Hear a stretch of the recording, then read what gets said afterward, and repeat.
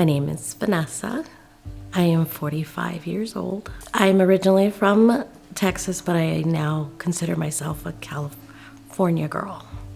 I've lived in California for most of my life, both in Southern California and in Northern California. Currently reside in San Jose, California. Give me 3 words that best describe you. I would consider myself to be creative and fun and the life of the party. Tell me about activities and hobbies that you enjoy. Some of the things that I like to enjoy are traveling, spending time outside with friends and family. I wouldn't say that I have any one specific passion because I kind of feel like I'm constantly seeing new things that I want to do. So, but I spend a lot of time with socializing, I would say, spending time with loved ones and not so loved ones, but just being within the community is what I really enjoy doing. Tell me what you value most. I value family and friends most. Talk to me about your life before your diagnosis.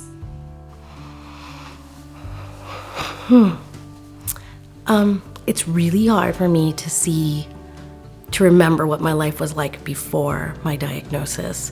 I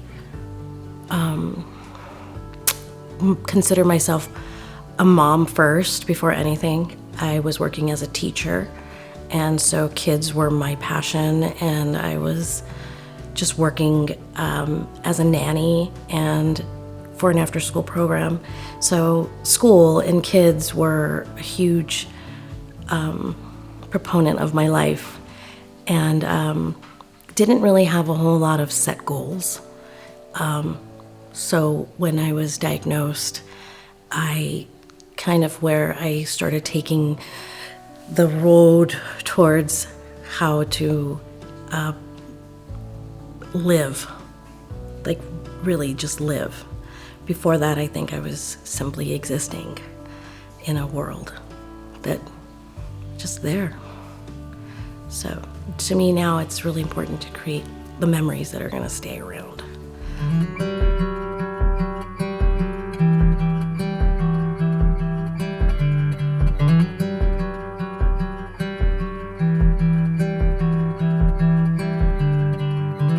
I was originally diagnosed in 2015 with breast cancer. I had found a lump in my breast. I was 38 years old. I had never had a mammogram before. And so in one day, I had a mammogram, a biopsy, and an ultrasound. And we was diagnosed just very soon after that with stage 2B ductal carcinoma.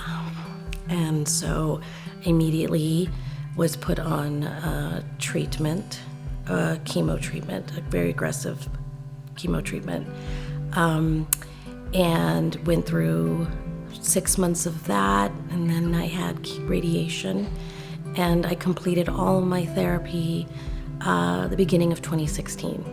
I was on a hormone therapy for the last 6 years, and then in September of 2021, I was feeling sick and had some stomach pains and digestive issues, and nobody could figure out what it was about. And due to the history of my cancer, we did a ultrasound and found some pretty little lesions on my liver. So I immediately started chemo, and did that for 6 rounds of chemo and completed that in March.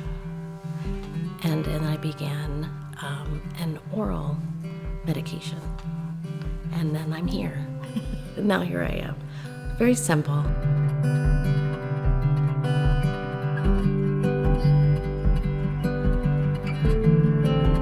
I did understand what it meant, and I was scared. I think it took me, I think I'm still processing and still wrapping my head around it all, because I don't technically look sick. I haven't, didn't lose all my hair, and I didn't, I don't feel sick. The symptoms that I feel right now are due to the medications that I'm taking to take care of the keep the cancer at bay. So I don't know if I would feel different if I wasn't diagnosed. So I think I'm still trying to maintain that kind of, let's just take it day by day and move on from there. When I was first diagnosed with metastatic breast cancer, I really didn't know how to react, or haven't really wrapped my head around it. I was scared. I think I was more worried about the people around me than I was worried about myself. And I'm still in that sense of, I'm more worried about how others are dealing with my diagnosis than how I deal with it, because I can deal with it just fine. I'm more worried about my partner and my daughter and my siblings. So for them, I'm scared and nervous and worry. But for myself, I'm fine. I feel fine.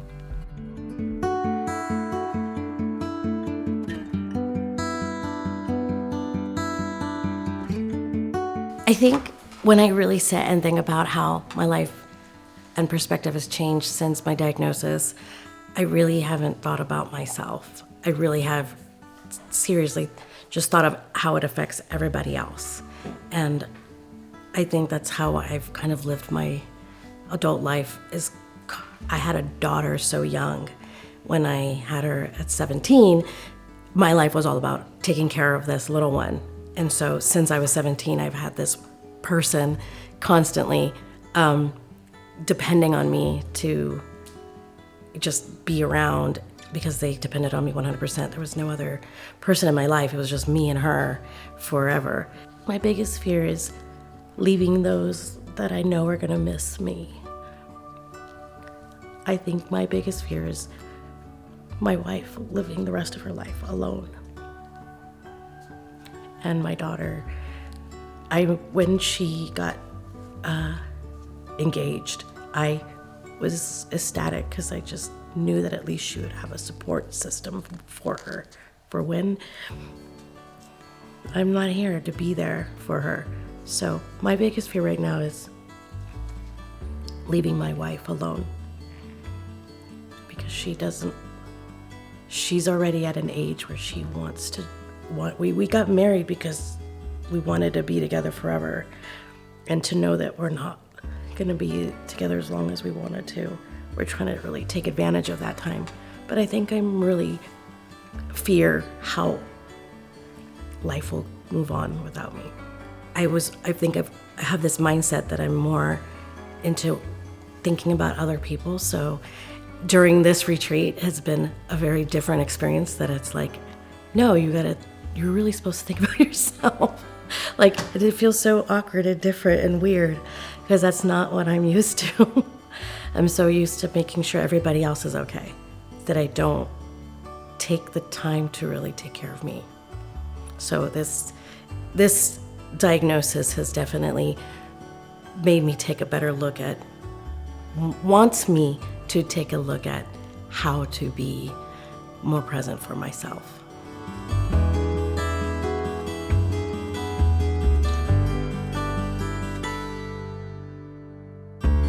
What I would want people to know about metastatic breast cancer is that there's no cure, and that that doesn't mean it's the end of life. It just means that you're living with something that isn't gonna go away. And I feel like a lot of the public is misled as to that that doesn't mean a death sentence, but it also doesn't mean that it's over. I just want people to stop asking me when I'm done with treatment. Like, can't we just enjoy today for today?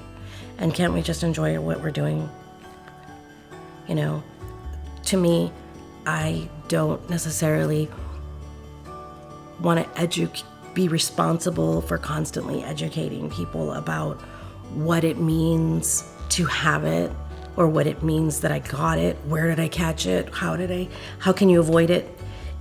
It's about living in the moment and enjoying what we have right now, like today. You know, we all can fear the future, you know. As my mom told me, oh, we're all gonna die, Vanessa, so why are you so stressed out? It's like, you're right, we are eventually all going to die, but there's no sense in even focusing on that death. You know, I don't think that that's what's important.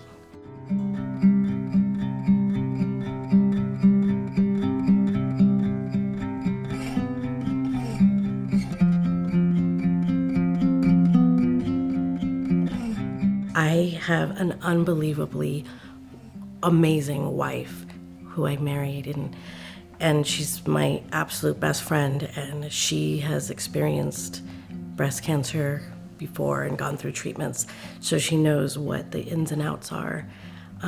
Most supportive thing ever. And I have my other best friend who is my daughter, and we grew up together, and I just have those. And I don't know if I'm really lucky, but I have just such amazing friends and family. My siblings, I have 4 awesome siblings. We grew up together. We were abandoned by my parents when we were really young, so we stuck together like glue. So a lot of times I say, if any of them had come to me with a cancer diagnosis, I don't know where I would be. So I can only imagine how their life is right now with watching me go through this, because we are so codependent on each other to just be able to be there for each other. But they're awesome. I think I'm very, very lucky. I have amazing people in my life. I have some really great friends, and I have a really great spiritual community that also just comes together, and it's rad. I'm very lucky. I'm very, very lucky. But it must be something that I did along the way, that I have all these awesome people who are there to support me, and if I needed anything, I text, call, post on Facebook, and immediately I've got an army of people behind me. As a member of the LGBTQ plus community, it is very difficult to find support for us. As I stated, I came out very young. I was 19 when I came out of the closet. I've lived as a lesbian my life. My daughter has only known me to be a lesbian. I've been married before to other women, and so I've lived this life, and I do find it very difficult to find any kind of support for anything, let alone this like small little class I feel like I'm in with my wife. There is not a lot of support for the LGBT community when it comes to breast cancer. I've tried to create some subgroups. I belong to a couple of support groups, but they're not based specifically for that community, for the LGBT community. So we do find it rather difficult. We do belong to a great spiritual community that has a lot of, we just belong to a great LGBTQ community where we live. There's a lot of support just in general for us, and it's nice, but not for breast cancer patients or those who have had a diagnosis before. So I don't know, maybe from this I can move on to find and create a more community based on that, because that is the one thing that I have found missing. But I don't feel like that's a void, but I definitely think it would be really useful for those women who, I do find myself sometimes in my support groups where they're talking about their children and their husbands and their lack of sex life, or their, this or that and the other, and it's so different for us to be able to I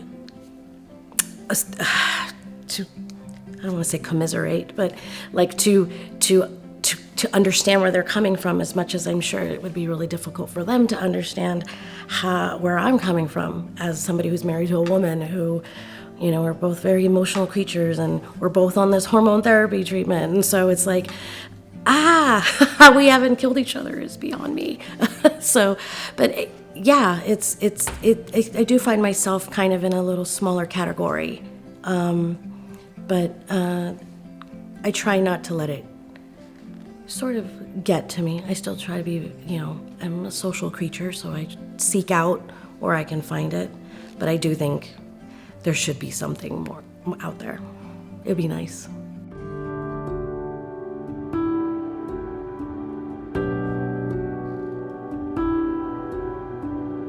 To be able to represent the LGBTQ plus community in this kind of a campaign, I feel very honored. Like I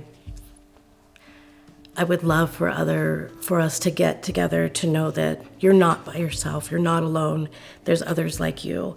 As I've stated before, it's really hard to relate sometimes to straight women. You know, their problems are not the same as what we have to deal with. A lot of us, you know, don't have children. And so it's hard to relate to mothers and, you know, seeking those kind of support. So I would love to be able to take this opportunity to really tell others that they're not alone and that gosh, I wish I could open some sort of, you know, center for those kind of, for women of in our group. You know, by the same token, it almost compounds it, because we want to be looked at as just like the straight people. Like, we want to walk around and hold hands and not be looked at as something weird or different. And so we want to be treated the same, but yet it's so hard to be treated the same when we're still so different in that aspect of our lives. You know, we're just married. We're a married couple. I don't have to say married LGBTQ couple. I want to just be like, I'm married. And when somebody says, what's your husband's name? Callie. oh, okay. Yeah. You know, to just say that and not be such an issue. But at the same time, it is, I don't think about it all the time. I've been out so long. I've lived my life just who I am. I am who I am. I don't always label myself lesbian because I don't feel like that should be a label, but it is who I am, and I just live my truth as who I am. You like me because that's me.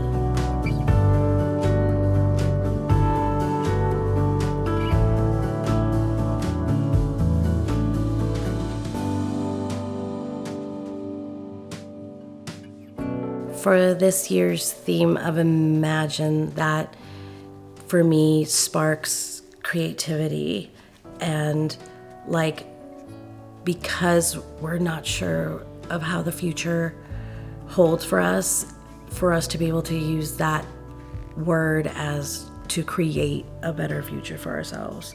It gives me an opportunity to manifest something. Like, imagine, when you use your imagination, you can create stories which you can then later live through those stories. You know, I imagine myself on the beach in Hawaii. Oh, I'm gonna be there. Or, you know, I make it happen.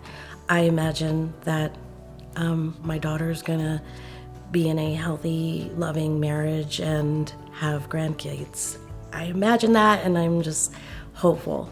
So to me, the Imagine word's like really having this openness, like you're not restricted to anything. It's just an idea that can be anything that you want to create for yourself.